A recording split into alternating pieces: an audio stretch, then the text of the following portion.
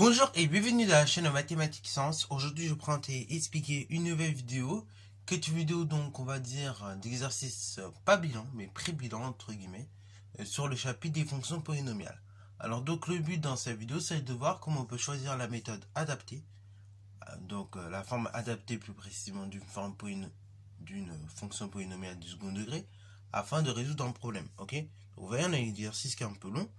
Et donc, le but, ça va être de varier un petit peu les formes. Donc, on dit qu'on a une fonction f définie sur R par f de x égale 4 facteurs de x plus 1 au carré moins 1.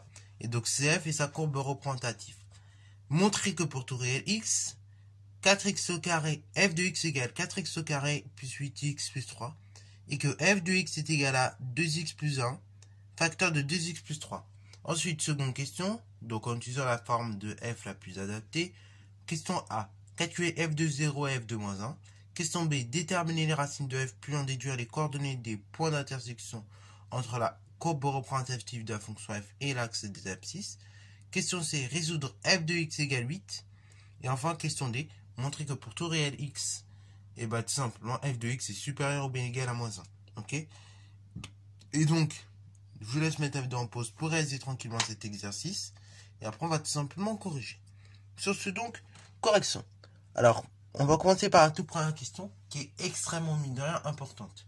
Alors, c'est pour ça que je voulais absolument vous faire cette petite vidéo quand même. Parce que cette vidéo, mine de rien, on va apprendre pas mal de choses. Et vous allez retrouver beaucoup de termes, en fait, de vocabulaire qu'on va beaucoup manipuler encore plus cette année. Alors déjà, quand on vous dit montrer que, pour tout réel x, on a 4x au carré plus 8x plus 3. Et après, donc, la forme factorisée. Et vous dites, waouh, comment je vais partir de ça et arriver à ça? Il y a deux solutions. Soit vous partez de ça et vous arrivez à ça. Ou soit vous partez de ça et vous arrivez à ça. En tout cas, dès que vous arrivez à partir d'une égalité et arriver à l'autre égalité qu'on souhaite démontrer ou inversement, à partir du moment qu'on arrive à faire ça, on dira que l'égalité est vraie. Ok? Donc vraiment, dès que vous avez une question qui signifie montrer que, vous embêtez pas, vous partez de l'égalité la plus simple et vous arrivez à l'égalité la plus complexe, ok? Enfin, vous partez de quelque chose qui est simple pour arriver à quelque chose qui vous paraît plus simple, ok? Avec la technique la plus simple, bien évidemment, ok? Là, par exemple, ici, le plus simple, c'est de partir de la forme canonique que vous voyez là, vers la forme développée, puisqu'il va suffire juste de développer. Par exemple, par contre, pour le second cas, là, il sera peut-être plus simple, en effet, de partir de cette forme, de la forme développée, enfin, de la forme factorisée, pardon, et aller vers la forme, tout simplement, développée. Ok? Bravo. Alors, c'est parti, on va cliquer. Du coup, on va écrire. Donc là, comme je l'ai dit, on va partir de la forme canonique. Donc, 4 facteurs de x plus 1, le tout au carré, moins 1. Donc, ceci est égal à 4 facteurs de x au carré plus 2 fois a fois b, c'est-à-dire 2 fois 1 en fait, fois x, 2x, plus 1 au carré, c'est-à-dire 1, moins 1, je le rappelle. Ça fait donc 4 facteurs de tout simplement, là maintenant je distribue mon 4 à tous les termes de la parenthèse directement, puisque je ne peux pas regrouper tous les termes de la parenthèse ensemble, donc je les distribue. Et je distribue directement le 4 à tous les termes de la parenthèse. Donc ainsi ça me fait 4x au carré, plus après 4 fois 2x, ça fait 8x. Après, donc 4 fois 1 au carré, ça fait tout simplement 4. Moins 1. Ainsi, ça me fait donc tout simplement 4x carré plus 8x plus 3. Ceci étant égal à f de x. Donc là, on a bien démontré notre égalité. Ok? Donc voilà, vous voyez, là, on est juste passé de notre forme canonique à la forme factorisée. Et de là, on a pu directement en découler tout simplement notre démonstration. Ok? Voilà, donc là vraiment aussi, petite question, enfin petite précision. Ici on n'écrit pas sur le côté comme j'ai failli le faire, f de x, ok? Vraiment vous écrivez juste l'expression, et après vous développez ou vous faites vos factorisations tranquillement, et après vous voyez vraiment à quoi c'est égal. Donc ici c'est égal à f de x, vous mettez à la toute fin. Ok, vraiment il faut prendre cette habitude là en première, c'est vrai que c'est un peu plus difficile vu qu'en seconde on n'a pas l'habitude, mais vraiment prenez bien l'habitude de rédiger comme ceci. Au moins c'est rigoureux en fait, tout simplement. Parce que sinon à un moment donné vous arrivez à f de x égale à f de x, ça peut être porté à confusion. Alors du coup, là, ce que je vous propose, donc là, on a une deuxième forme. Donc la forme factorisée de f de x égale 2x plus 1 facteur de 2x plus 3. Voilà, encore une fois, je vous propose tout simplement, pour démontrer que ceci est égal à f de x, et de développer tout simplement notre expression et de voir si on obtient celle-ci, la forme développée. Ainsi, ça me donne donc 2x plus 1 facteur de 2x plus 3, qui est égal, donc là je vais aller assez vite au niveau du développement. Ça me donne 2x fois 2x, 4x au carré. Ok, donc 2 fois 2, 4, je rappelle, x fois x, x au carré. Plus, après 2x fois 3, 6x. Après, maintenant c'est que je distribue à tous les termes de la seconde parenthèse. Donc, plus 1 fois 2x, 2x, plus 1 fois 3, 3. Je réduis directement, ça fait donc 4x au carré, plus 8x, plus 3. Et donc ici, je reconnais bien ma fonction f. Donc ceci est également égal à la fonction à f de x. Ok, bravo. Alors donc là, voilà, c'est fait pour la question 1. Maintenant, question numéro 2. En utilisant la forme la plus adaptée, dans un premier temps, on demande de calculer f de 0 et f de moins 1. Donc, c'est parti mon kiki. Donc, question A, calculer f de 0. Voilà ce que je vous propose ici pour y arriver, c'est d'utiliser la forme développée. Pour f de 0, il n'y a pas trop de difficulté. Donc, f de 0, vous remplacez tout simplement x par 0. Et ainsi, donc, ça donne 4 fois 0 au carré, plus 8 fois 0, plus 3. Ce qui donne donc 4 fois 0 au carré, 0, plus 8 fois 0, 0, c'est-à-dire 3 directement. Après, f de moins 1. Donc là, f de moins 1, ce que je vous propose, ici, ça d'utiliser pour, en termes de praticité. Après, vous pouvez utiliser également d'autres formes, mais là, en termes de pratique, pour gagner du temps, que je vous propose pour f de moins 1, c'est d'utiliser la forme canonique. Ok, je vous explique. F de moins 1, regardez. Ça est égal, si j'utilise la forme canonique, à 4, facteur de moins 1, plus 1, de tout au carré. Et en fait, si vous faites moins 1 plus 1, vous apercevez que ça fait 0. C'est donc pour ça que je vous propose tout simplement d'utiliser cette forme canonique. On aurait pu également utiliser la forme développée ou la forme factorisée, comme vous voulez, mais on sera embêté à faire beaucoup trop de calculs sinon. Donc ça fait 4 facteur de moins 1 plus 1, de tout au carré, moins 1, toujours, ce qui est égal donc à 4 multiplié par 0 au carré, c'est-à-dire 0 directement, moins 1. Donc, il reste moins 1. Ok, bravo. Donc là, c'est pour la deuxième question, la A. Ok.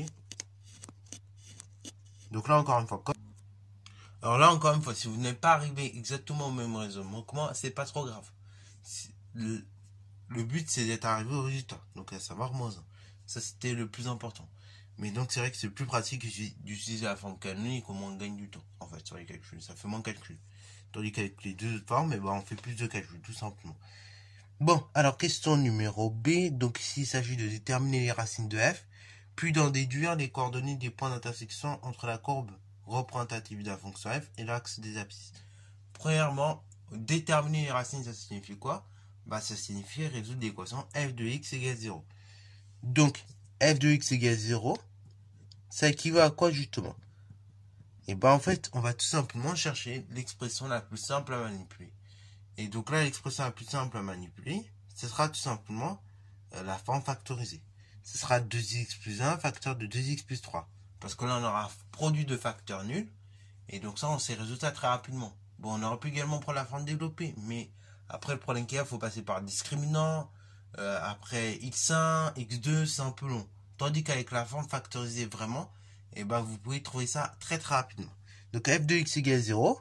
Ça équivaut donc à 2x plus 1 égale 0. Facteur de 2x plus 3 égale à 0.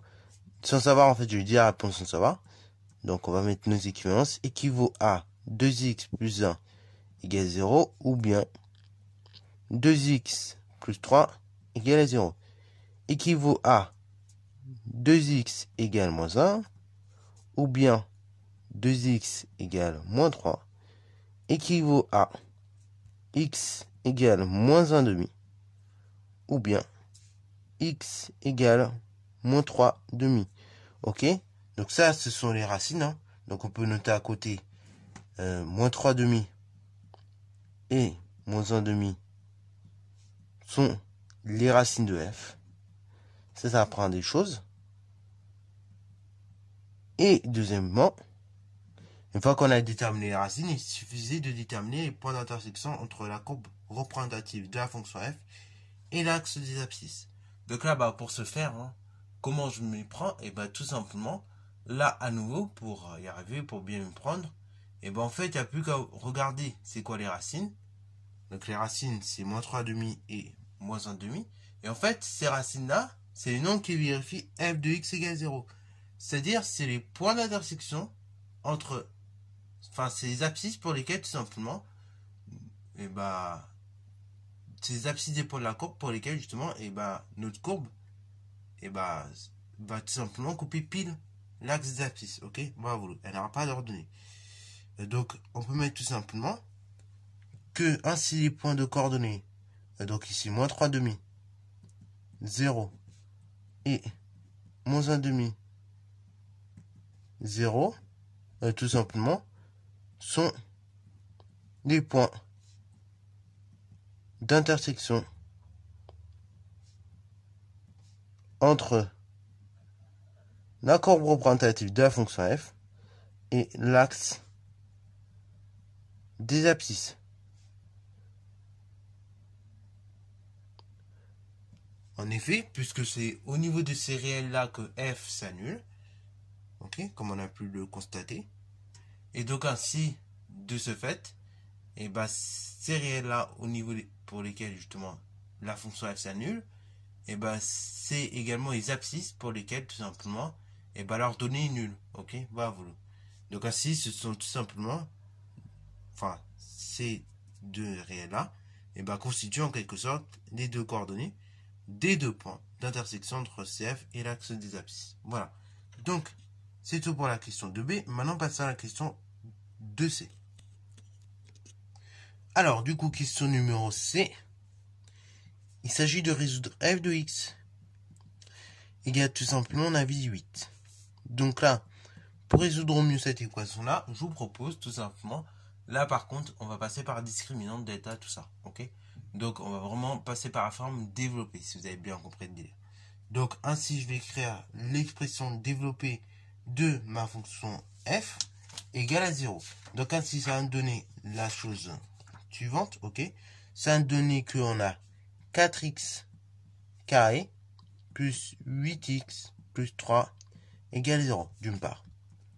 Ce qui équivaut à, donc là, pas égale 0, égale 8, dans un premier temps.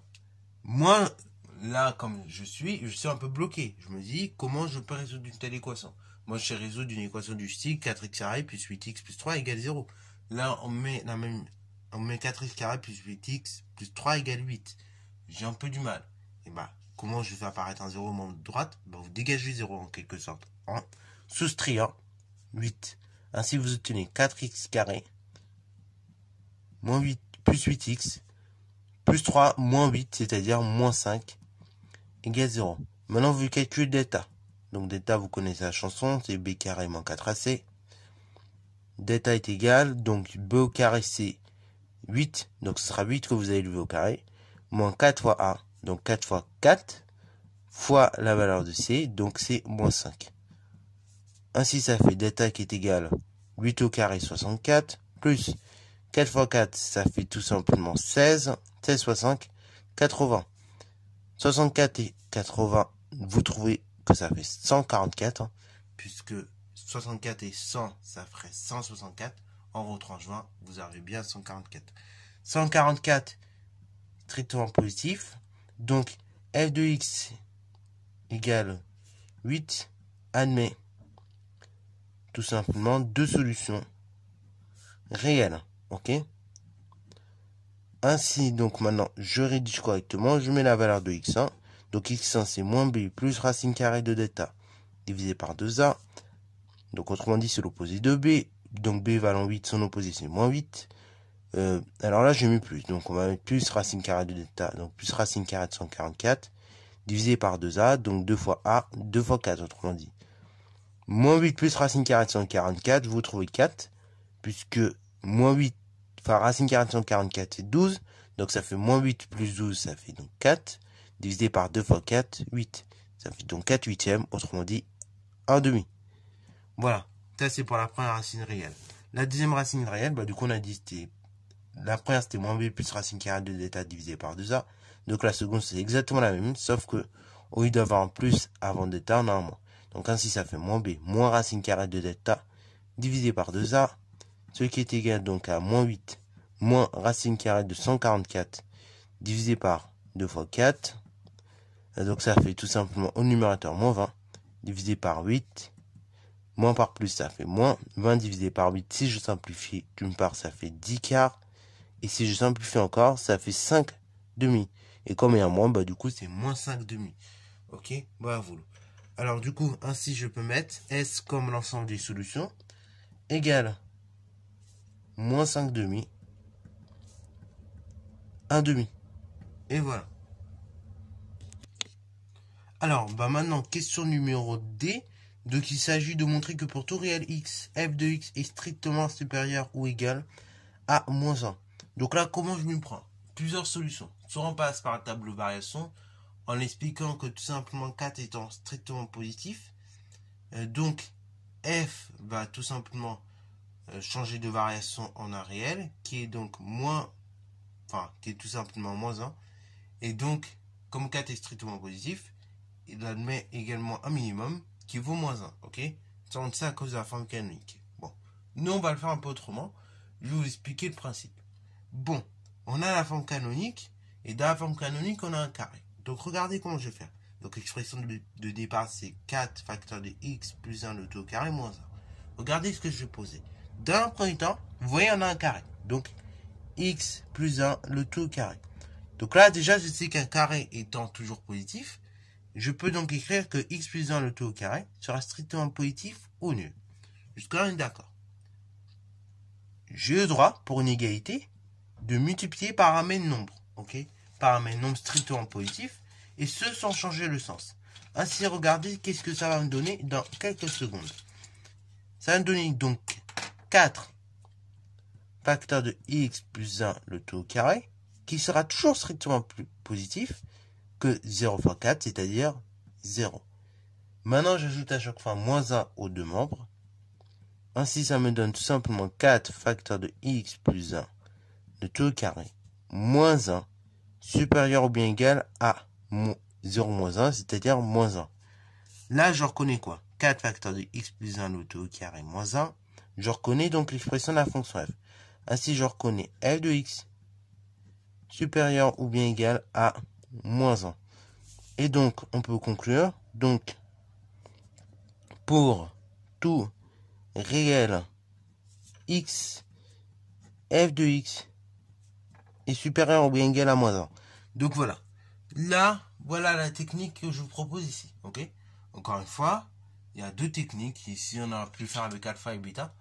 Mais c'est vrai que cette technique, vous voyez, elle est très pratique puisque ici, on a un carré. Donc, on utilise le carré entre guillemets à notre avantage. Ok? Voilà. Donc, sur ce, c'est la fin de cette vidéo. J'espère qu'elle t'a plu. Si c'est le cas, n'hésitez pas à la liker, commenter et bonne à toi en mathématiques et en sciences.